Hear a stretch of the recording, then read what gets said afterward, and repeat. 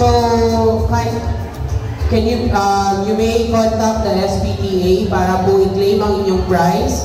Ang next winner naman po natin, ang clue ay taga-Marikina siya. So, malayo po yung pagpapadalhan natin ito. Siya po si Joanne Trino. Nandito po ba si Joanne Trino? Ayan, so, again, pwede po natin kontakin ang ating SPTA officers.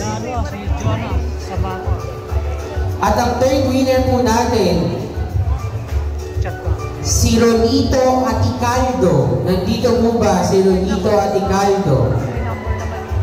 Ayan, so para po sa unang winners natin, pwede po natin kontakin ang ating SPTA officers para po i-claim ang ating prizes. So maraming salamat po, Fab, sa pagbunod. Ikot-ikot! Bago pala, maraming salamat po sa mga manggulang na nakilahok sa ating parapol ticket sa ating school. Sa mga susunod na panahon, meron pa rin pong family day hosted by Sir Jason. Diba? Advertisement na, sir. Okay. Press, bunod yan, sir. Ang nanalo ay si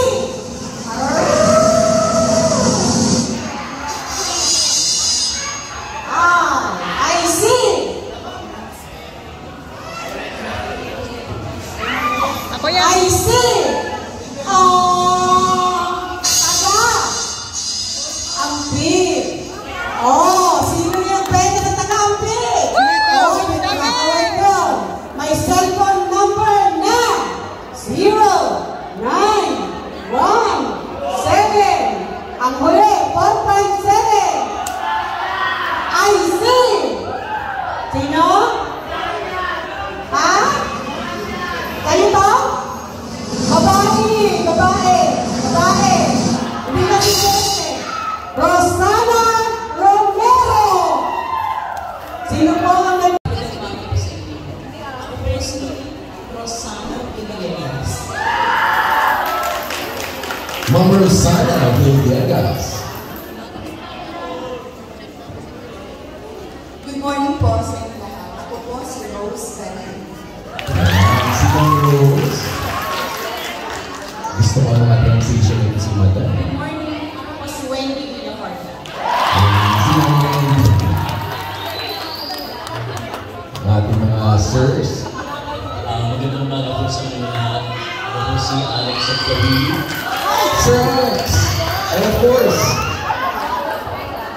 magandang umaga po sa inyo lahat. Ako po si Juan Nagpapalito. ito na naman. Si Sir ang pinaka-bagong member. Youngest natin. Okay. Sa pagkakataon po ito, please, sasampulan po namin kayo kung paano, for how it's done. Okay? Dahil hindi lang dapat ninyo napapanood, hindi nyo lang dapat napapakinggan, kundi napapanood din.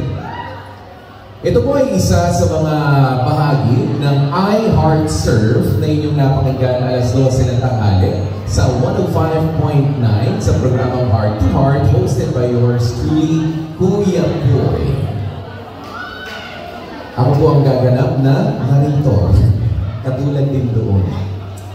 Kaya naman, umpisa na natin, palakpakan muna natin ang ating mga drama-rappers.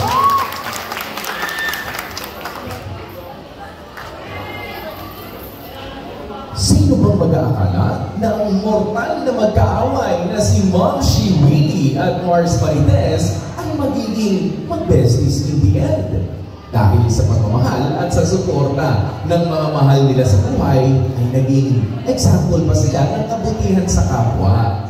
Narito ang huling pagtatanghal ng soap operang naging bahagi na ng inyong mga pananghalian. Ito po ang iHeartServe Kabukera versus Ingitera.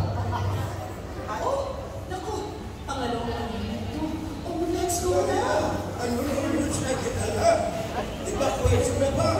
Hindi po tayo. Tagal kasi nitong dalawang bata eh. Start ko na yung kotse ha. Ang mauli. Late. Tay! Late na sa kanya. Late po ito.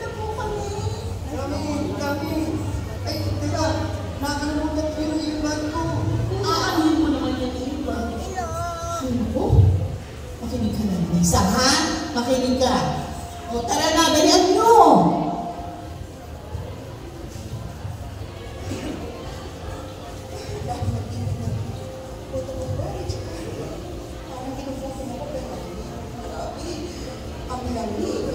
Ang sarap bumalik sa higaan.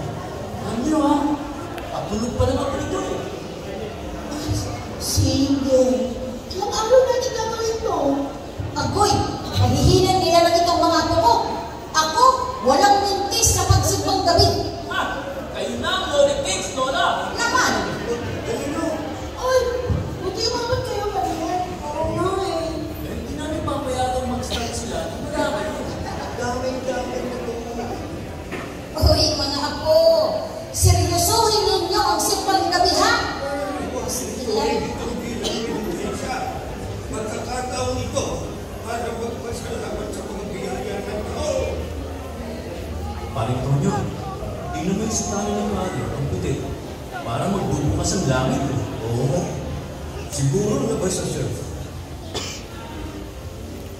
Magsubo po tayo. Marami ang nagtatanong, bakit po ba mahalaga ang simbang gabi? Ito ay pagkakataong ibinigay sa atin para sama-sama nating kilalanin at magpasalamat sa sakripisyong ginawa ng ating Diyos Ama. Isipin ninyo na inialay niya ang kanyang bugtong na anak para tubusin ang pagkakasala ng sanlibutan sa Paskong ito. At sana araw-araw lagi natin isipin kung paano tayo makatutulong sa pagpapagaan ng kalahi ng ating mga kapwa. Sakripisyo at pagmamahal, yan ang mensahe ng Kapaskuhan.